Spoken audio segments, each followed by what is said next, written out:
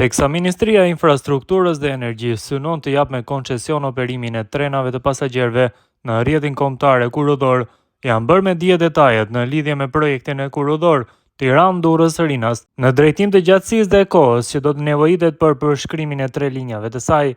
Kështu, rezulton se e Kurudha Tiranë-Durrës ka një gjatësi prej 37.9 km, ndërkohë që koha e udhëtimit do të jetë rreth 36 minuta. E Kurudha nga Tirana në aeroportin e Rinasit do të ketë gjatësi 15.4 km,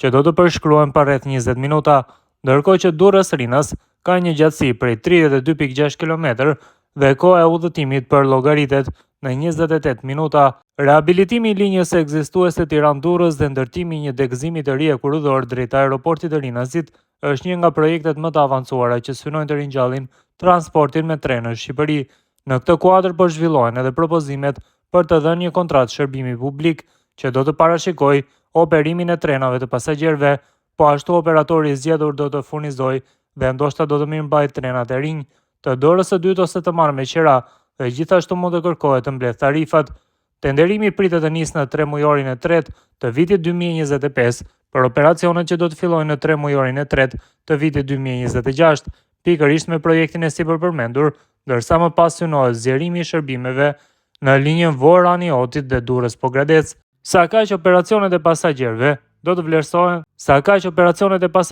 në këto linja vlerësohen në 1.1 milion tren për kilometër në vitin 2026, duke u rritur me zgjerimet të ardhshme në rreth 4 milion tren për kilometër në vitin 2036.